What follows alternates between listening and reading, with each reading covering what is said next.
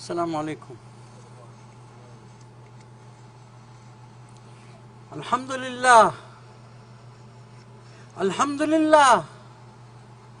Alhamdulillah allazi ja'ala al-mawta makhlasa lil-atqiya wa maw'idan fi haqqihim lil-liqa. Falahu al-in'amu bin-ni'am المتظاهرة وله الانتقام بالنقم القاهرة ونشهد أن لا إله إلا الله وحده لا شريك له ونشهد أن سيدنا ومولانا محمدا عبده ورسوله أما بعد. All praise belongs to Allah Ta'ala, who has made death a means towards success for the pious ones, and through death has made a meeting place for them with Him. To Him belongs the highest status for the bounties which He bestows, and to Him belongs the right of retribution by way of punishment by means of His overpowering might. We bear witness that there is none deserving of worship except Allah, without a partner or an associate. And we bear witness that Muhammad sallallahu alayhi wasallam is His servant and messenger. Thereafter, my dear brothers and sisters in Islam, Allah Ta'ala says in the Holy Quran, A'udhu billahi minash shaitanir rajim, Bismillahir Rahmanir Rahim. Inna nahnu nuhyi wa numit wa ilayna al-masir. Surah Qaf, ayah number 43. Verily, it is we who give life and death, and to us is the final return. Allah Ta'ala has mentioned the inevitability and certainty of death in many places in the Holy Quran. In Surah Ankabut, ayah number 57, Surah Al Imran, ayah number 185, Surah Anbiya, ayah number 35, and so on and so forth. He says, Kullu nafsin za'iqatul maut. Every soul shall taste death. Also, in another place he says, Aynama takunu yudrikkumul maut walau kuntum fi burujim mushayyada. Surah An-Nisa, ayah number 78. Wherever you are, death will find you out. Even if you are in towers built up strong and high. And in Surah Jummah, ayah number 8, Allah subhanahu wa ta'ala says, قُلْ إِنَّ الْمَوْتَ الَّذِي تَفِرُّونَ مِنْهُ فَإِنَّهُ مُلَاقِيكُمْ ثُمَّ تُرَدُّونَ إِلَىٰ عَالِمِ الْغَيْبِ وَالشَّهَادَةِ فَيُنَبِّئُكُمْ بِمَا كُنْتُمْ تَعْمَلُونَ. Say, the death from which you flee will surely overtake you. Then you will be sent back to the one who knows both the seen and the unseen, and He will deal with you according to what you did. In fact, the very reason for the life on this earth, which terminates in death, is to judge who among us is the best in deeds. Allah Ta'ala clearly states this fact in ayah number 2 of Surah Mulk. الَّذِي خَلَقَ الْمَوْتَ وَالْحَيَاةَ لِيَبْلُوَكُمْ أَيُّكُمْ أَحْسَنُ أَمَلًا وَهُوَ الْعَزِيزُ الْغَفُورُ. He it is who created death and life, that He may try which of you is best indeed. And He is the exalted in might, oft forgiving. The mention of death in this ayah before life is further explained in Surah Baqarah, ayah number 28. كيف تكفرون بالله وكنتم أمواتا فأحياكم ثم يميتكم ثم يحييكم ثم إليه ترجعون. How can you reject the faith in Allah, seeing that you were without life, literally dead, and He gave you life? Then He will cause you to die and will again bring you to life, and again to Him you will return. Know that the state in which the life as we know ceases, that means death, but the existence does not cease, is known as barzakh, which comes after our visible death and before judgment. After that will be the new life, which we conceive of under the term eternity. The mysteries of life and death are in Allah's hands. When we die on this earth, that is not the end. We were created by Allah and placed on this earth for a short period of time. He put the faculty of faith in us, which we should not deliberately reject or obscure. The purpose of our stay on this earth is to recognize Allah's power and bear witness to His design of order and perfection of His knowledge, unlike ours, and fulfill our covenant to obey Him and to live a decent life according to His orders. We have to believe that our eventual return is to Him, and He will judge us based on our performance in the life of this earth. My dear brothers and sisters in Islam, a true believer does not fear death.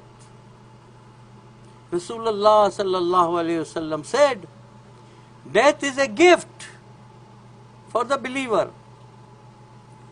Bayhaqi, narrated by Abdullah bin Amr radiallahu ta'ala anhu. He sallallahu alayhi wasallam also said, none of you shall wish for death, nor shall he long for it before it comes to him. Because when he dies, his hope is cut off. And certainly the continued life of a believer only brings him more good. This hadith is in Sahih Muslim, narrated by Abu Hurairah radiallahu ta'ala anhu. Rasulullah sallam said, 3 days before his death, none of you must die unless he has a good thought about Allah. Sahih Muslim, narrated by Jabir radiallahu ta'ala anhu. And Jabirin radiallahu ta'ala anhu qala, سمعت رسول الله صلى الله عليه وسلم قبل موته بثلاثة أيام يقول لا يموتن أحدكم إلا وهو يحسن الظن بالله. You know what it means is to have a good thought about Allah. You know, during the life, there is a very important story that I read in a history book. It's called Tarikh-e-Farishta in Urdu, and in which, Subuk Tageen, and who Alap Tageen and Subuk Tageen and then Mahmud Ghaznavi, all those people, and they went to India and everything. So Subuk Tageen, he called his scholar, he had a scholar in his court, and he called that scholar, and before he dies, he called his scholar, and he told him that, Allah loves us so much. Allah loves us so much. And the example he gave, he said, the example is that there is someone who had a sheep which gave birth to a baby sheep. Alright? And he loves that baby sheep. He wants to cuddle it, takes, in the thing like that. And the sheep grows. When the sheep grows, when the sheep has grown to the extent, one day he catches the sheep and puts it on the ground. The sheep fears that maybe my master will now, slaughter me. But all he does is shear the wool out of the sheep and let it go. Okay? After quite some time, for some time, he catches the sheep again. And the sheep, he puts it on the ground, and the sheep now has two emotions. One is fear that maybe this time he will slaughter me, or maybe he has a hope that he will let me go just like he did before. So what happens? Again he shears the wool and let the sheep go. All right? After quite some time, he brings the sheep again and puts it on the ground. Now the emotions of the sheep, which one supersedes the other one? The hope supersedes the fear. You see? He still fears, maybe this is the time, but the hope supersedes. He said, maybe like last 2 times he did, he will let me go again after shearing my wool. But this time, he willingly gives in to the master, and master slaughters the sheep. So he says, Allah subhanahu wa ta'ala doesn't just take you just like that. I mean, there are accidents that happen, we know, but most of the people, they go through a proper, age, they are given a certain umr, and they are small and they grow up and they go through different stages, and finally when they are old, they get sick, and again they get all right, they get sick and all right, like that. So eventually, as I said, the hope should supersede the fear of Allah. We should prepare for our death. We should know. I'm going to continue this story. This just came to my mind, that this is how, what it means is to have a husn zan for Allah subhanahu wa ta'ala, because Allah loves us so much. And after 1 week or 10 days, this Subukhtagin, he passed away, and his scholar, whoever has written the history book, they mention about this story. Rasulullah sallallahu alaihi wasallam also said, when a believer is near death, the angels of mercy approach him, believer, with a white silk cloth, and say to him, means his soul, come out in happiness, having attained Allah's pleasure. Come to the comfort and mercy of Allah, and proceed to the Lord, who will not be angry with you. It is further reported, when a kafir nears death, the angels of punishment approach him with a coarse cloth and say, proceed in unhappiness to the punishment of Allah, for He is angry with you. This hadith is in Ahmad and Nasai. Maulana Ashiq Ilahi, in his book, What Happens After Death, quotes a hadith narrated by Bara bin Azib radiyallahu ta'ala anhu, who reports, one day we accompanied the Messenger of Allah sallallahu alaihi wasallam to a graveyard with the bier, means coffin, of an Ansari. When we reached the graveyard, we found that the grave was not yet ready. The Messenger of Allah sallallahu alaihi wasallam therefore sat down, and we also sat in a manner as if birds were sitting on our heads, means motionless. The Messenger of Allah sallallahu alaihi wasallam started scratching the earth with his stick, as a sad person does. Then he sallallahu alaihi wasallam raised his head and said, seek refuge from the torment of the grave.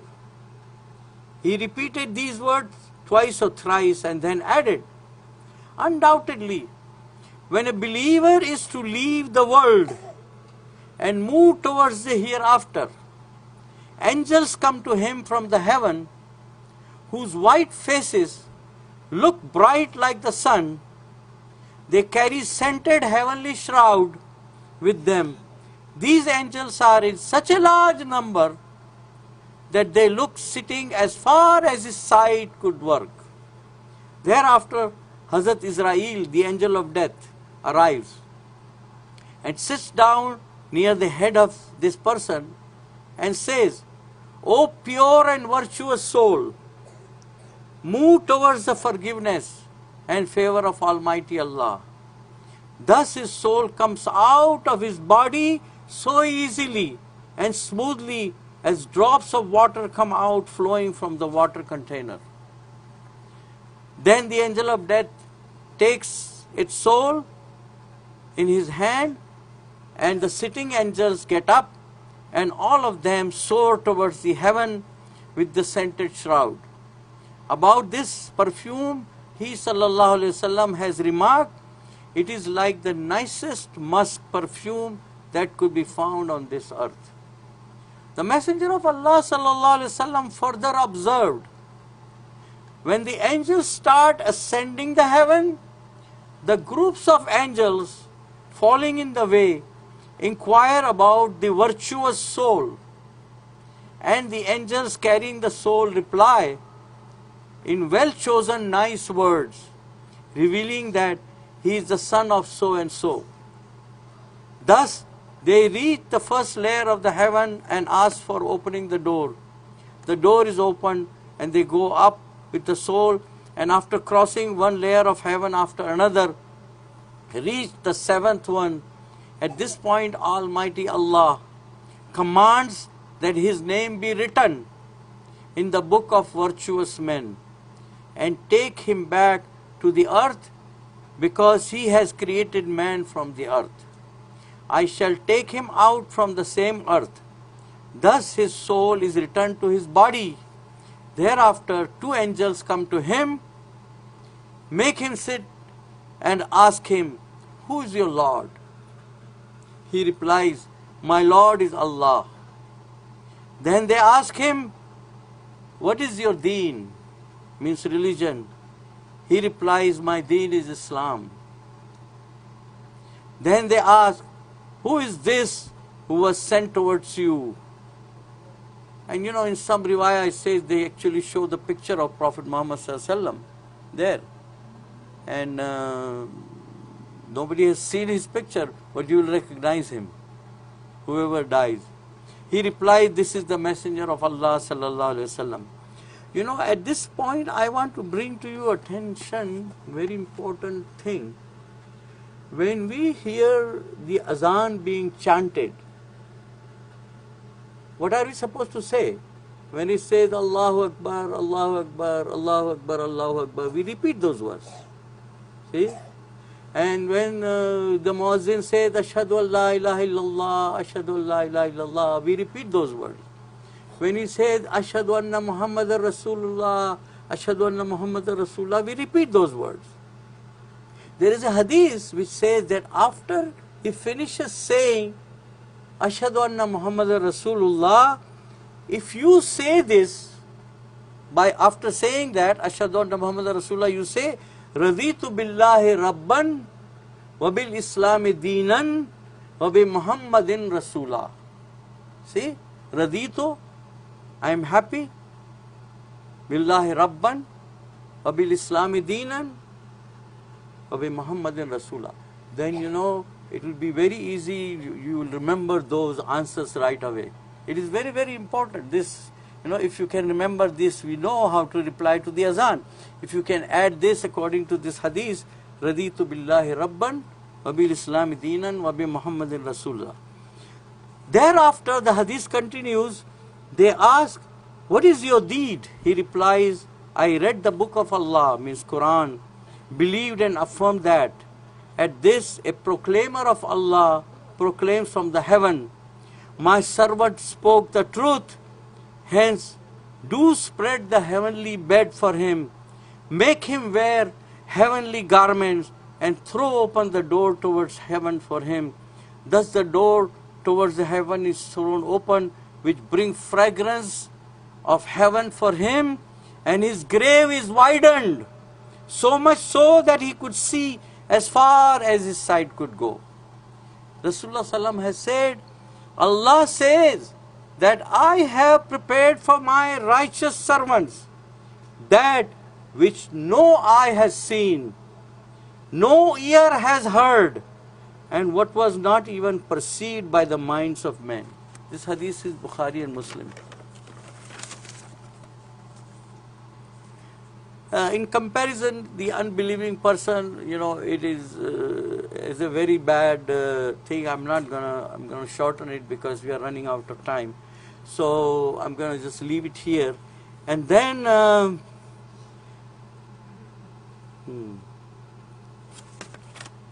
we'll conclude, because I still have about 5 to 10 minutes of speech left. So in conclusion, Allah Ta'ala has created us and His other creations with a purpose. As He declares in the Holy Quran, وَمَا خَلَقْتُ الْجِنَّ وَالْإِنسَ إِلَّا لِيَعْبُدُونَ. Surah Zariyat, ayah number 56. I have only وَإِذْ أَخَذَ رَبُّكَ مِنْ بَنِي آدَمَ مِنْ ظُهُورِهِمْ ذُرِّيَّتَهُمْ وَأَشْهَدَهُمْ عَلَىٰ أَنفُسِهِمْ أَلَسْتُ بِرَبِّكُمْ قَالُوا بَلَىٰ شَهِدْنَا أَن تَقُولُوا يَوْمَ الْقِيَامَةِ إِنَّا كُنَّا عَنْ هَذَا غَافِلِينَ. Surah Al-Araf, ayah number 172. When your Lord drew forth from the children of Adam, from their loins, their descendants, and made them testify concerning themselves, saying, Am I not your Lord, who cherishes and sustains you? They said, Yes, we do testify. We all testified to this one. This, lest you should say on the day of judgment, of this we were never mindful. The life on this earth is temporary. We are here for a limited period of time to prove our worth to Allah Ta'ala, who will decide based on our performance whether we qualify to go to a better or worse permanent abode in the hereafter. Our faith and deeds will determine whether we deserve to dwell in paradise or hell. Our association with truth and rejection of evil will decide whether our final abode will be Jannah or Jahannam. We should hasten towards good actions while we are still able to do them. Rasulullah sallallahu alaihi wasallam says, there are two bounties of Allah regarding which most people are deceived: good health and free time. I just want to mention that we just heard last week the news of a crash in Pakistan, and one of the prominent people, he was in the thing, and he passed away. I mean, my brother sent me his lecture that he did 3 hours before he, boarded the plane. So you can imagine, and I had met him here. He had come to, to our mosque over there in Safan, and I met him. His life took a big change towards the end of the life. I mean, he's a young guy still, but you never know when the death will strike you, when it will come. Nobody knows. Pray to Allah. Rasulullah Sallam says, pray to Allah for certainty of faith, means yaqeen, and continued well-being, means mu'afat, because after certainty of faith, nothing is better than well-being which can be given to anyone. In this hadith, he has combined the well-being of the world as well as the hereafter. The key to success in this world and the hereafter is steadfastness.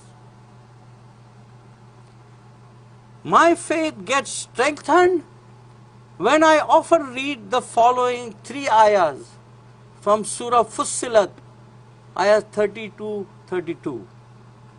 Innal lazina qalu Rabbuna Allah thumma istaqamu tatanazzalu alayhimul malaikatu alla takhafu wa la tahzanu wa abshiru bil jannati allati kuntum tu'adun nahnu awliyaukum fil hayatid dunya wa fil akhirah wa lakum fiha ma tashtahi anfusakum wa lakum fiha ma tad'un nuzulam min ghafurir rahim. Those who say our Lord is Allah, then remain steadfast in religion. The angel descend on them, saying, do not fear, nor grieve, but rejoice in the good news of the garden of paradise that has been promised to you. We are your protectors in this life and in the hereafter, where you will have whatever you desire and whatever you call for will be yours. A hospitable gift from the forgiving, the merciful. Remaining steadfast in religion is interpreted as being sincere and straightforward in speaking as well as in action, and to comply with Allah's orders. Finally, to end today's topic of life and death, I should like to draw your attention to the following remarks from Hasan al-Basri, rahmatullah alayh. Someone asked Hasan al-Basri, rahmatullah alayh, what is the secret of your piety? He replied, I understood 4 things. Number 1, I understood my rizq cannot be taken away by anyone. So my heart is contented. Ar-rizqu maqsoom. Allah has decided. You know, there is a pipeline coming from the top. There is a tap. Wherever you are, whether you are in Pakistan, India, America, anywhere in the world, that tap opens up when you come to life. And when the tap is closed from there, that line comes to you wherever you are, and the last drop is taken by you, your death comes. So this is very, very important to understand.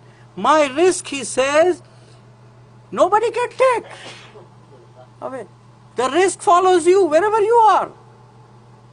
I mean, if I was in India, my risk was coming there. If I came to USA, my risk is coming here. Wherever I go, my risk is coming. It's not coming less or more, whatever is decided for everyone. Number 2, I understood no one can do my actions, means worship, for me. So I started doing them myself. I started doing prayers and everything myself, doing everything good deeds myself. Number 3, I understood Allah Ta'ala is watching me. So I felt shame to do wrong. Number 4, I understood death is waiting for me. So I started to prepare for my meeting with Allah Ta'ala. May Allah subhanahu wa ta'ala grant us this understanding and guide us to the straight path, the path of those He has blessed, not of those who have earned His anger, nor of those who have gone astray. Ameen.